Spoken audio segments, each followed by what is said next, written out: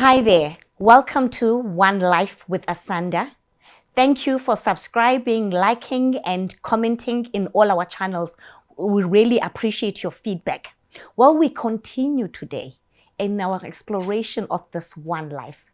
This one life that means we are complete in Christ and that we need to embrace ourselves in our uniqueness, in our uniqueness, in our beauty, because we are wonderfully and beautifully made through our Creator, which is Jesus Christ. So with that said, I've got a very special guest today for you. His name is Sam. Sam, welcome to One Life. A good day to you, Asanda, and also to your One Life listeners. Thank you very much for having me. Well, guys, I want Sam to tell you more about himself. He's got a very interesting life. Sam is a doctor, but Sam, just tell us what type of doctor you are. Thanks for that opportunity. So, my name is Samkelo Malgas. I'm a biochemistry lecturer by employment. I'm currently working at the University of Pretoria. Okay, Sam, take it easy, right? Biochemistry, what? Biochemistry lecturer. Okay, what is that? What's biochemistry? So, biochemistry is essentially the study of chemical processes that occur in living organisms. So, such as us, human beings, plants, and some microscopic organisms, such as maybe bacteria or fungi. So, biochemistry is essentially interested in knowing how life functions, all the processes that occur in life, how we grow, how we do our daily activities, our daily processes that allow us to be alive, essentially. So there is a sub-discipline which I also specialize in, which is biotechnology. Now, biotechnology is now the exploitation of these chemical processes to produce, let's say, value-added products that can be used commercially or that can be used to solve some of the world's problems. Oh, wow, that is such an intrinsic career, Sam. Well done and kudos to you for taking on such a challenging position. Sam, I've mentioned before that in this show, we're all about embracing our individuality and our oneness in Christ. So just tell us about the other dimensions of your life. Who's Sam? So perhaps I should just start from the beginning as to how I got to be this person that I am in terms of my field, and then I'll then expound a bit on my other interesting attributes and aspects of my life. So from back early on in the 90s, I think I must have been doing standard one or synonymously called grade 3 these days. So I was part of the Bantu education, so we had standard one. So back then, I used to be a very, I think I'd say, someone that's very curious and that likes to explore a lot. And I was very much fascinated by sciencey kind of cartoons, your Dexter's Lab. I used to watch Dexter's Lab in the early 2000s. So, with this interest of mine of exploring and also wanting to make a change or contribute towards humanity, I wished that I could bestow myself with superpowers so that I could stand up for those that were unable to. So, so from watching these shows, interestingly, I thought, well, to be able to give myself superpowers, I probably have to understand genetic engineering. So that's essentially tweaking one's DNA to bring about certain traits. So I think this must have been fueled by one of the other comics that I used to read a lot and also watch their cartoons, the X-Men. So these were people that were mutants that had special abilities that an ordinary human being would not have. So this then fueled my interest in sciences from a very young age of like 10 or 9 years old, I already knew that I want to be the scientist so that can give myself these superpowers, so that I Right. can actually Mm. stand up for people and help people out, fight crime, which Sure. was very hilarious if you Interesting. really think about it. By the time I got to high school, I chose biological sciences, physics, and maths as my majors Sure. in grade 10. Mm. And then I moved to varsity. By the time I moved to varsity, I knew that I had to do a BSc. So I Okay. enrolled for a BSc at the University of Forte after completing my matric. And there I triple majored in chemistry, biochemistry, and microbiology. Oh, so you clearly have the smarts, if I can put it that way. Yeah, It's well, obvious. I suppose one could say so. I All mean, right. I was the type that had their test script being used as the memo Oh, wow. in like grade 11 or grade 10. Oh, So wow. I would Okay. say that I am quite blessed intellectually. Mm. But getting to varsity now, this was a very different landscape. There were people from various parts of the world, Sure. and I was no longer this bright person from my school in East London. I was amongst other Other bright people people. that were bright, that deserved to be in that space, and Sure. it was quite interesting. But I fared pretty well. However, I must say that there were quite a number of derogatory comments that I would get, particularly Right. from foreign students. So there would be comments such as, well, South Africans are lazy and Okay. those sort of things. And that actually fueled in me a zeal, a desire to prove them wrong, Sure. you know. So there would be comments like, South Africans are lazy. You just get your probably your undergrad degree and And just you're go gonna stop work, there. and you stop there and you just get yourself a GTI and a flat, and then that's it. Okay. So I wanted then to prove myself to those notions, to those stereotypes, that we can actually contribute to society, and that Sure. we have a responsibility, a civic responsibility to society at large with our education, that it should not be something that we just hog for ourselves Yeah. and our families, but this should be something that we share with the rest of the society. And I then pursued an honors degree at Rhodes University after completing my undergraduate studies, Okay. and managed to get my PhD in 2018. And then I further At Rhodes.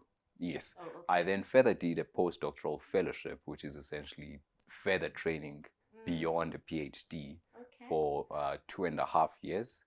And then I got appointed at UP in 2020, What's which UP? is University of Pretoria, Oh, Tuks, okay. Okay. which is Okay. where now I find myself working. So now, with this passion of mine of wanting to have that civic duty and to also inspire the next generation of scientists, Sure. I find myself also doing other activities outside Of the work the situation. academic Yeah, but I just want us to setting. hang on there just a bit, because you mentioned that now you've become a lecturer. Varsity was different from the, back in the day. I'm that old generation, right? So I just want to understand, how do you maneuver the student life, because it does play a part in the lecturing that you do. How do you maintain that balance? Because I mean, Gamma 2000, if I can put it that way, Well, that it is a are very in varsity, So you get this dynamics. How do you maneuver yourself in these dynamic groups that you come across? Well, interestingly enough, I guess being probably one of the youngest staff members in my division, which is the division of biochemistry at Tux, I think the students tend to find myself to be more relatable to them. Oh, okay. And I think that actually works in my favor in terms of actually me being able to influence them and motivate them, because they see this other young, dynamic person who Sure. has managed to attain these heights or feats and still has possibilities and potential to Sure. actually grow more. I think that's actually a very nice thing. And being in a very predominantly white institution, I think for black local students, that's actually a good thing to see a person that they can actually relate to, that possibly understands where they're coming from, their backgrounds, and the challenges that they face. Because I must say that imposter syndrome is a real thing in these white institutions. And now having to have a black lecturer standing in front of you actually tells you and is a motivation that you can actually make it. You can do it. You can actually make it. No, that's awesome. So Sam, besides the work part, let's get to the other parts of you. What can you tell us? Because I understand you've got hobbies. Oh yeah, definitely. And passions. Let me not just call them hobbies. Oh, yeah, definitely. Tell us more. I must say though that I am quite spiritual, and for many people, I guess they'd find it odd for a scientist to be someone who's a devout Christian, who's spiritual. They tend to mistakenly associate science with, let's say, atheism, if I may put it. But I am a very much devout Christian. Where do you fellowship? I fellowship at the Seventh Day Adventist Church. The church has actually played a huge role in molding me to become this person that I am, because the values of my church are pretty much centered around medical ministry and ministry through education. So from a very young age within our church, we are pretty much entrenched those values of taking care of nature, and also understanding that nature is in a way does actually minister unto us. You know, and education is one of the cornerstones of our church, of the ministries. The church has quite a number of colleges and even a university here in South Africa. Is it? Perhaps you might not know it, but it's called Helderberg College. It's in the Western Cape. So we actually have quite a number of educational institutions and also medical institutions globally. I think one of the most popular ones was a sanatorium that was run by John Kellogg, who was actually a doctor, a nutritionist, and a physician. So his family was in the business of making healthy foods. So he's one of the people that I actually look up to. So the Kellogg's cornflakes, the breakfast cereal that you see, it was produced by him and some of his family members, including his younger brother.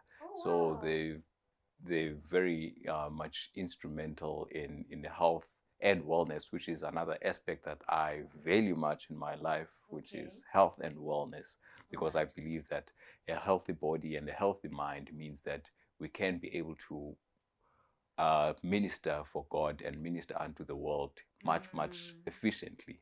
So we ought to take care of these vessels so that we can be able to do the best that we can for his work. And work in our full potential. Well, that's beautifully said, because your life is quite dynamic, Sam.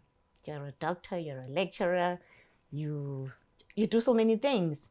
And I know you're also a musician. Can you just tell us more about that? Oh, yes. I've actually been passionate about music since my intermediate phase period in primary. Wow. I think that's when I started singing. Sure. And back then I was actually singing alto, which is mostly sung by girls. Girls, of course. Interestingly enough, considering that this is how my voice sounds now.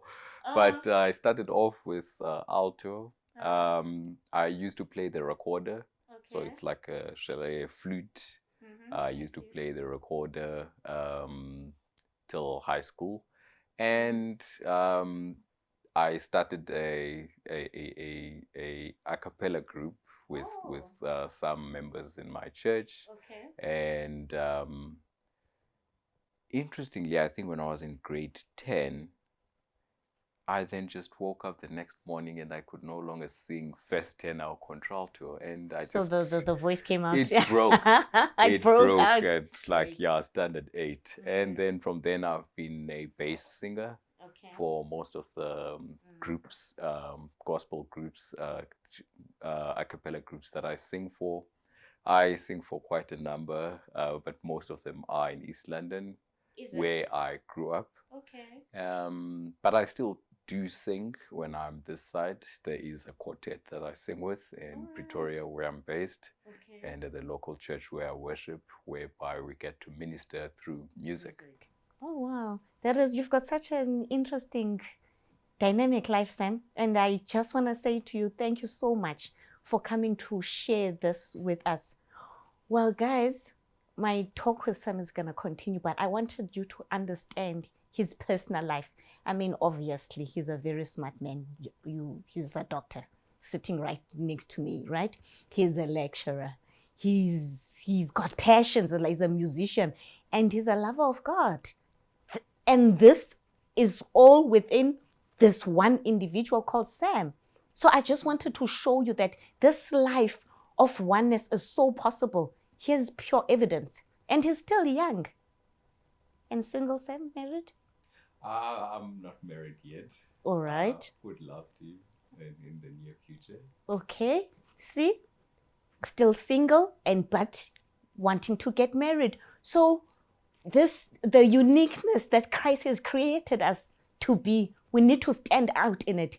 He's embraced it. And I'm sure even in his life, even at home, was there anyone who took this career, that career path that you took? No. From your family? No. So you basically challenged yourself and took the path less traveled. Definitely. And you had enough confidence and zeal in you to believe that the Christ in you would cause you to prosper in whatever you do. Definitely. Yeah, that is just beautiful. Well, good people, we're ending it right here for this episode. But we're going to be continuing on our next episode, Sam, as we bring it in together now. So with that said, good people, remember, it's all about your individuality. Continue living that one life. Continue embracing the person that you are in Christ and continue just growing in it. Cheers for now.